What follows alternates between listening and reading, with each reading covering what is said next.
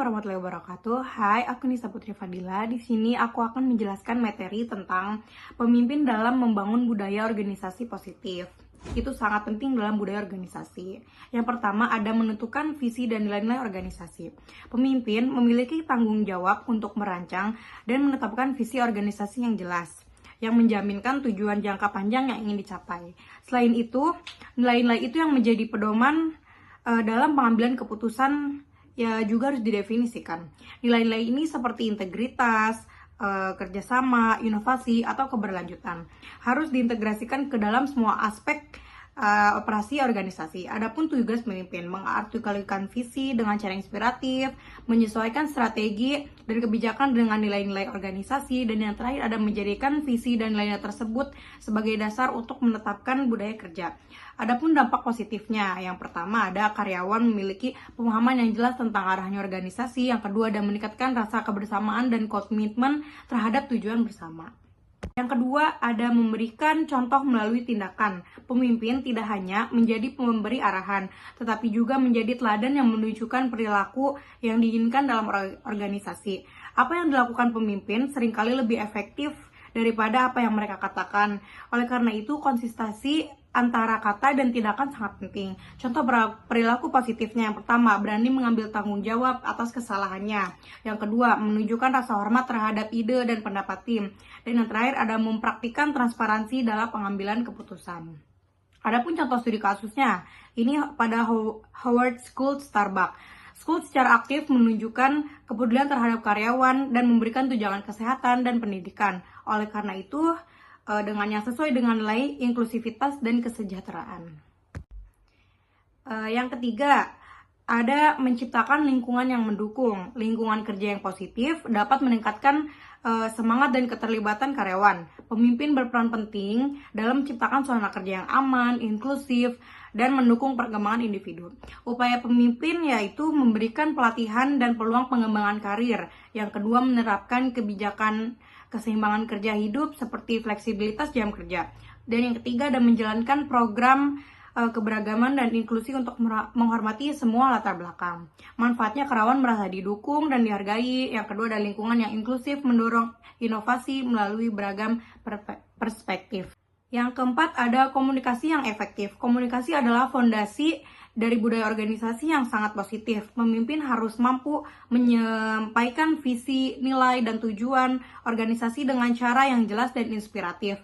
Selain itu, komunikasi yang dua arah juga sangat penting untuk membangun rasa saling percaya.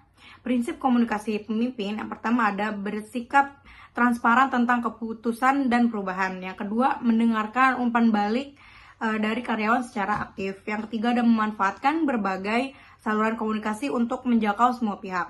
Contoh praktiknya, pemimpin rutin mengadakan rapat tim atau sesi tanya jawab atau diskusi terbuka untuk menjawab pertanyaan dan membahas tentang isu-isu yang penting. Yang kelima, ada mengapresiasi dan mengakui prestasi.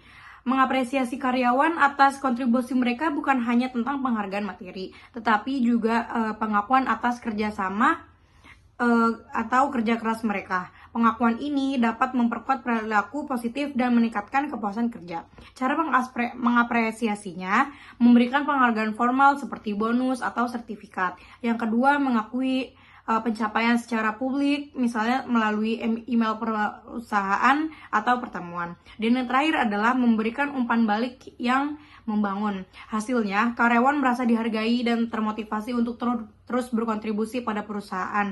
Yang kedua, meningkatkan loyalitas karyawan terhadap organisasi.